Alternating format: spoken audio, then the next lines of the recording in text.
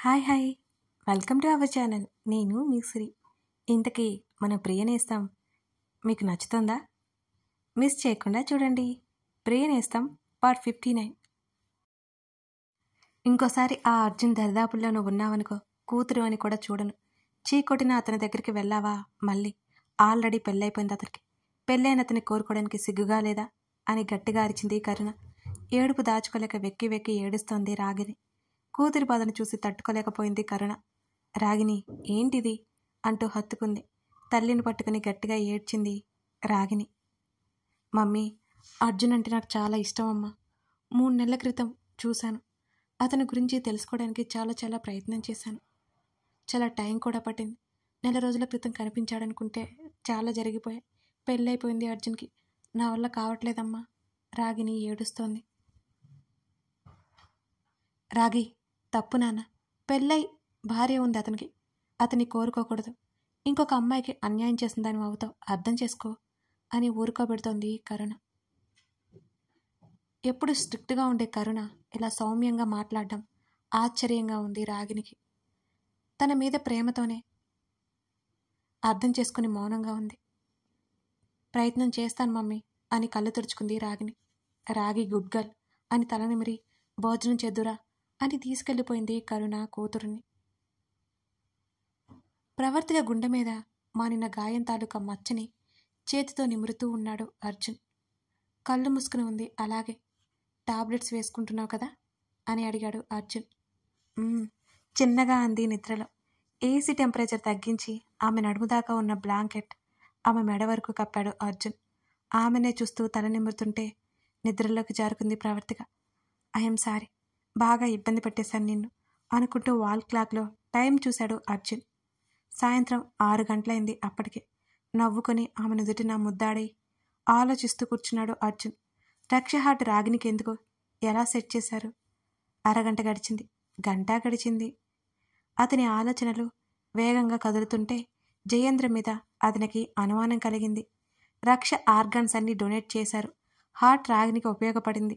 ఇందులో ఏదో తిరకాసు ఉంది. ఏంటది?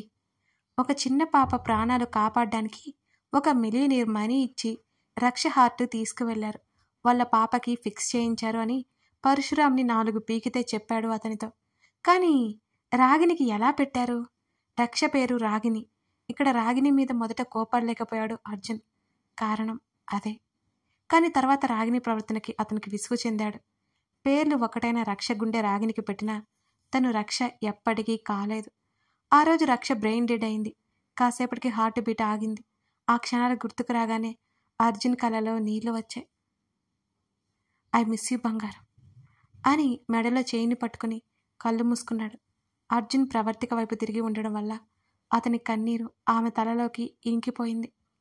ప్రవర్తిక చేతిని ముద్దాడి thank you and I'm really sorry అనుకున్నాడు అర్జున్ ఆమెనే చూస్తూ. రక్ష అమాయకమైన ముఖం, ఆమె నవ్వు, ఆమెతో గడిపిన క్షణాలు గుర్తురాగానే అతని శ్వాస భారమైంది. వెంటనే లేచి కూర్చున్నాడు. ఊపిరి వేగంగా తీసుకోసాగాడు.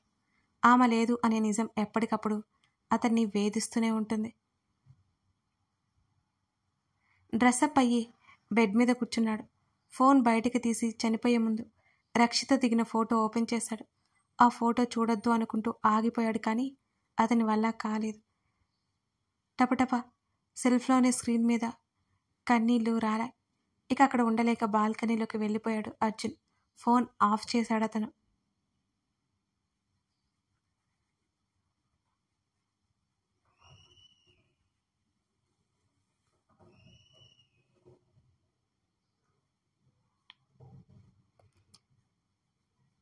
ఇప్పటికే గంటసేపు నిద్రపోయిన ప్రవర్తిక అర్జున్ లేవగానే మెలకువ వచ్చింది. మోకాళ్ళ మీద కూర్చున్నాడు అర్జున్.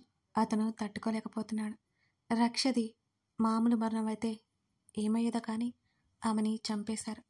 చంపేస్తానురా, నీ చావుకి కారణమైన వాళ్ళందరినీ చంపేస్తాను అని జుట్టులోకి వేలిపోనిచ్చి గట్టిగా పట్టుకొని కళ్ళ వెంట నీళ్లు పెట్టుకోసాగాడు. అతని ముందుకొచ్చింది ప్రవర్తిక. అతను అలా చూసి తట్టుకోలేకపోయింది. అతనికి ఎదురుగా కూర్చుంది. ఆమెను ముందే గమనించి కళ్ళు తుడుచుకున్నాడు అర్జున్. లేచావా అన్నాడు నవ్వు పులుముకుంటూ. నోటికి చేతిని అడ్డు పెట్టుకుని ఏడుస్తోంది ఆమె కూడా. ప్రవర్తిక ఏమైంది అని అర్జున్ గాబరా పడుతుంటే అతని కన్నీళ్ళు చేత్తో తాకి ఇంకా లోపలే దాచుకుంటారా అని ఏడుస్తూ అడిగింది ఆమె. ఇక భరించలేక ఆమెను గట్టిగా హత్తుకుని ఆమె భుజం మీద తలవాల్చి అర్జున్ కన్నీళ్లకు స్వేచ్ఛనిచ్చాడు. అతని ఏడుపు మెల్లిమెల్లిగా పెద్దదవసాగింది. ఆమె భరించలేకపోతుంది. ప్రవర్తిక అతని వీపు నిమురుతూ ఓదార్చే ప్రయత్నం చేస్తోంది ఆమె. ఆమె కన్నీళ్లు గట్టి తెగిన వాగులా వస్తూనే ఉన్నాయి. నా వల్ల కావట్లేదని అర్జున్ దీనంగా చెబుతుంటే అతన్ని కొంచెం దూరం జరిపి అతని ముఖాన్ని చేతుల్లోకి తీసుకుంది. ఏవండి అని ఏడుపు కష్టంగా ఆపుకుంటూ, రక్ష మీతోనే ఉంటుంది అని మీరే చెప్పారుగా. మీరు బాధపడుతుంటే తను చూస్తూ ఇంకా బాధపడుతుందండి. నేను చూడలేకపోతున్నా. ప్లీజ్ ప్లీజ్ బాధపడకండి అని భారంగా మాట్లాడుతోంది ప్రవర్తిక. అప్పటికే ఆమెకి తల తిప్పుతున్నట్టు అనిపిస్తోంది. మరి నేనున్నానుగా మీకు, ఎప్పుడూ ఉంటాను మీతోనే. రక్ష కూడా త్వరలోనే మనకి పాపై వస్తుంది అని ఒక్కో పదం పలుకుతూ చాలా చిన్నగా చెప్పింది ప్రవర్తిక. గుండెలో నొప్పిగా ఉందండి అని అర్జున్ హృదయం మీద ఆమె వాలిపోయింది. అర్జున్ కొన్ని క్షణాలు షాక్ అయిపోయాడు. ప్రవర్తిక అతను భయంగా తడుతుంటే ఆమె లేవలేదు. అర్జున్కి గుండె ఆగినంత పనైంది. ఆమెను చేతుల్లోకి తీసుకుని బెడ్ మీద పడుకోబెట్టి పిలుస్తూ చీరని సరిచేశాడు. ఆమె ముఖం మీద నీళ్లు కొట్టాడు. అయినా ఆమె లేవకపోవడంతో అతనికి కంగారు ఎక్కువైంది. ఆమె గుండెల్లో నొప్పి అనడం గుర్తొచ్చి భయంగా ఆమె దగ్గరికి వెళ్ళి ఆమె శ్వాస చెక్ చేశాడు. శ్వాస ఆడడంతో అతను ఊపిరి పీల్చుకొని ఆమె ఓల్డ్ రిపోర్ట్స్ తీసుకుని ఏమాత్రం ఆలస్యం చేయకుండా ఆమెను ఎత్తుకొని కిందకి పరుగు పెట్టాడు అర్జున్. లిఫ్ట్లో ఆల్రెడీ ఎవరో ఉండడం వల్ల మెట్లు దిగుతూ 3వ ఫ్లోర్కి రాగానే లిఫ్ట్లో నుంచి ఎవరో బయటికి వచ్చారు. ఇక ఏమాత్రం ఆలస్యం చేయకుండా లిఫ్ట్లో మిగతా ఫ్లోర్లు దిగి జీప్ దగ్గరికి వచ్చి ఆమెకి సీటు బెల్ట్ పెట్టి జీప్ వేగం పెంచాడు అర్జున్. అతని కళ్ళలో నీళ్ళు అసలు ఆగడం లేదు. భయంతో గుండె వేగంగా కొట్టుకోసాగింది. అరగంట తర్వాత హాస్పిటల్లోకి పరుగు పెట్టాడు భార్యతో సహా అర్జున్. ఆమె చేతిని వదలాలి అంటే భయం వేసింది అతనికి. రక్షల ఆమె కూడా వదిలి వెళ్ళిపోతే అనే ఆలోచన రాగానే వణికిపోయాడు. ఆమెకి ఏదైతే ఈసారి అతను ప్రాణాలతో ఉండడు. మిస్టర్, మీరు బయటికి వెళ్ళండి అని అంది డాక్టర్. అప్పటికే రాత్రి సమయం 8 గంటలైంది. ఆ డాక్టర్ షిఫ్ట్ కాసేపట్లో అయిపోబోతోంది. నర్స్తో పాటు డాక్టర్ ప్రవర్తిక చేతిని పట్టుకుని అక్కడే ఉన్నాడు. ఆమెకి ఏమైందో ఎలా పడిపోయిందో వివరించాడు అర్జున్. డాక్టర్ ప్రవర్తికకి ఇంజెక్షన్ చేసింది. మెలకుగా ఉంటే ఎంత గొడవ చేసేది అనుకున్నాడు అర్జున్. ఆ రిపోర్ట్ చూసి డోంట్ వర్రీ, బాగా స్ట్రెస్ ఫీల్ అయింది. మీకు ఇంతకు ముందే చెప్పాను కదా, మీరు నా దగ్గర ట్రీట్మెంట్ తీసుకున్నారు కదా, ఇప్పుడు కూడా చెప్పాను కదా ఆ అమ్మాయి స్ట్రెస్ తీసుకోకూడదని అని అంది ఆ డాక్టర్ గుర్తుకొచ్చినట్లుగా. డాక్టర్ ఎమోషనల్ అయింది. హార్ట్లో పెయిన్ అని కూడా అంది. ప్రాబ్లం ఏమీ లేదు కదా అని మళ్ళీ అడిగాడు అర్జున్.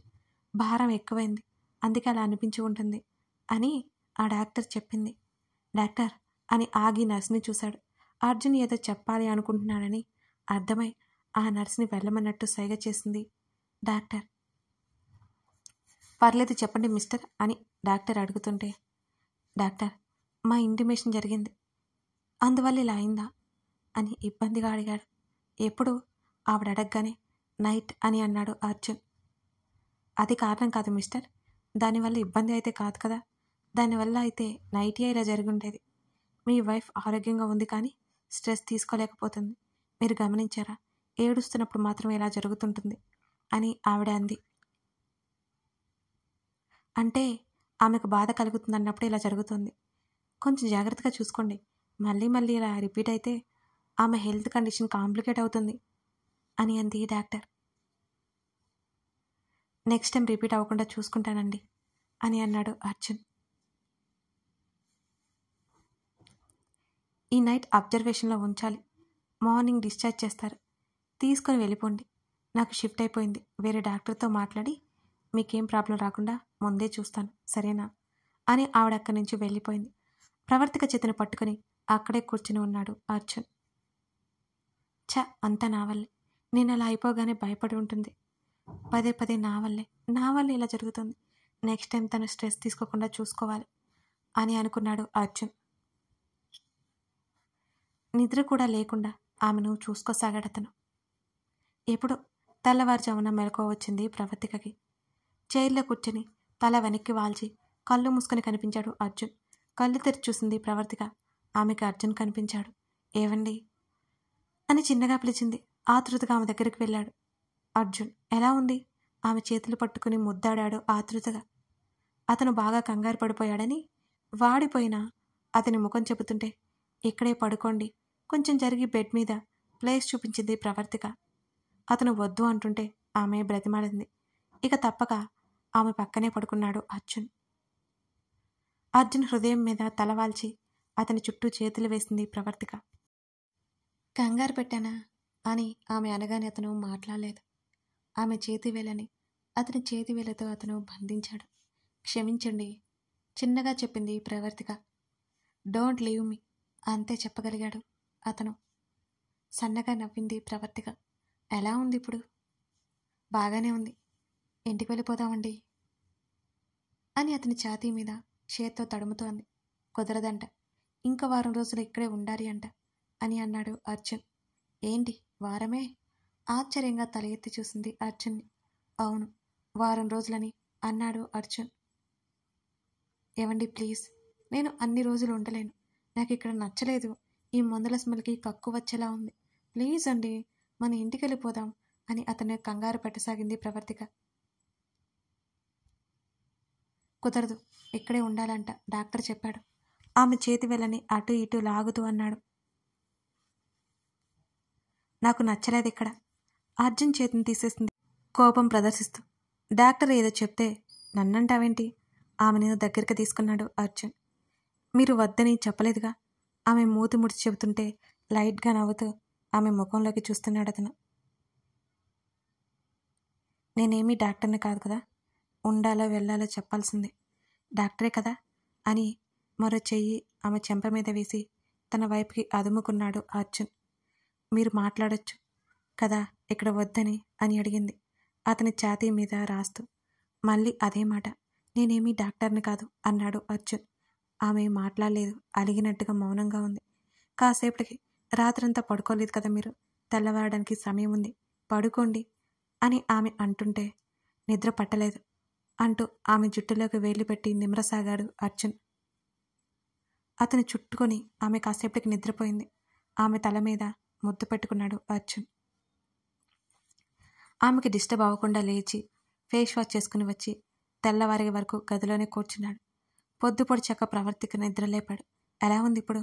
ఆమెని సరిగ్గా కూర్చోబెడుతూ అడిగాడు అర్జున్. మీ రోజులన్నీ నన్ను ఇలా చూసుకోవడం, హాస్పిటల్కి తీసుకురావడంతోనే సరిపోతాయేమో అని జీరబోయిన గొంతుతో అంది ప్రవర్తిక. అప్పటికే ఆమె చెంపల మీద జారిన కన్నీరు తుడిచి, డాక్టర్ చెక్ చేయడానికి వస్తారు, ఫేస్ వాష్ చేసుకుని వద్దువురా చేతిని పట్టుకున్నాడు బెడ్ దిగమన్నట్టుగా చూస్తూ. మౌనంగా బెడ్ దిగి వాష్రూంలోకి వెళ్ళి వచ్చింది. చీర కొంగుతో ముఖం తుడుచుకుని చీర సరిచేసుకుని కూర్చుంది ఆమె.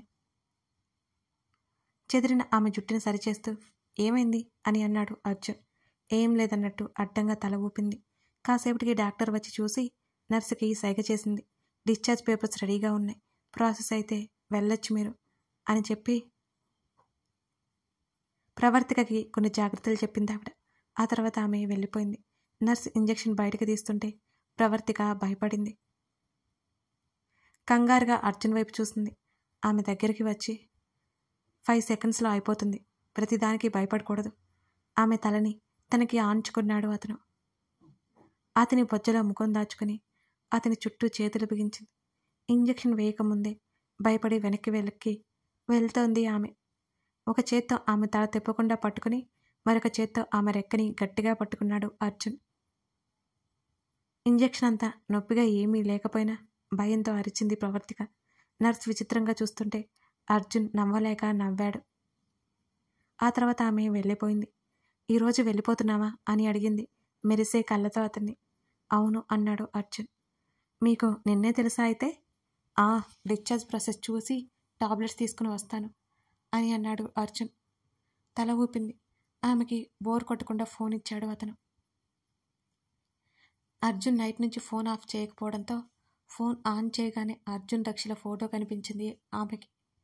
ఆ ఫోటోలో రక్షణ చూడగానే ప్రవర్తిక కళ్ళలో నీళ్ళొచ్చాయి. ఆమె చనిపోతుందని తెలిసిన ఆమె కళ్ళలో భయం లేదు, ఏదో వింత కాంతి. పక్కనే ఉన్న అర్జున్ కళ్ళ నిండా నీళ్లున్నాయి దాంట్లో. నాకే ఇంత బాధగా ఉంటే ప్రేమించి పెళ్లి చేసుకుని జీవితం పంచుకోవాలనుకున్నా అమ్మాయి దూరమైతే ఆయన ఎంత బాధపడి ఉంటారు కదా. ఇప్పటి నుంచి ఆయనకి బాధ ఉండకూడదు. ప్రయత్నం మొదలుపెట్టినా ఉపయోగం లేదు. ఇక నుంచైనా ఆయన ఎప్పుడూ సంతోషంగా ఉండేలా చూడాలి. ఆయన సంతోషంగా ఉండాలి అంటే నేను కూడా ఉండాలి కదా. నేను హాస్పిటల్ పాలైతే ఇంకా బాధపడతారు. డాక్టర్ చెప్పినట్టు ఒత్తిడికి గురవకుండా ఉండాలి. కానీ ఊరికే ఏడుపు వచ్చేస్తుంది నాకు అని దిగులుగా మనసులో అనుకుని, రక్ష బాగా చదువుకున్న అమ్మాయి, ఆయన్ని అర్థం చేసుకొని ఆయనకు తగ్గట్టుగా ఉంటుంది, కానీ నాకే ఏం తెలియదు కదా అనుకుని ఆ ఫోటో తీసింది. ఆమె ఆలోచనలో ఉండగానే అర్జున్ అక్కడికి వచ్చాడు. వెళ్దామా? ఆమె చేతిని పట్టుకుని మెల్లిగా బెడ్ మీద నుంచి దింపి ఆమెతో పాటు బయటికి నడిచాడు అతను. కారు తీసుకుని రావాల్సింది.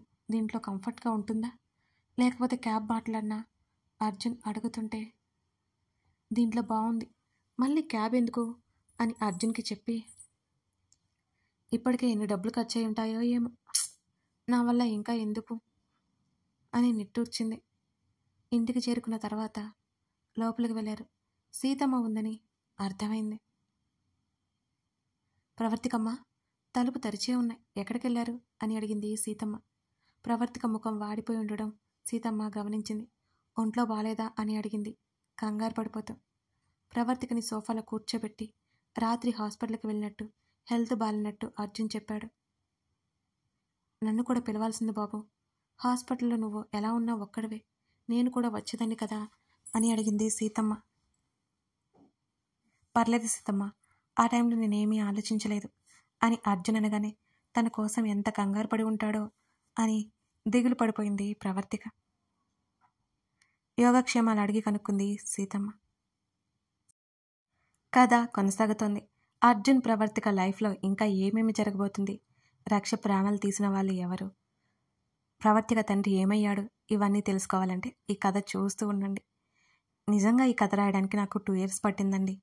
అంటే ఇప్పుడు రాసి ఉన్నవి రేట్ చేస్తున్నాను, కానీ నేను రాస్తున్నప్పుడు బాగా థింక్ చేసి రాయాలి కదా, అదన్నమాట సంగతి.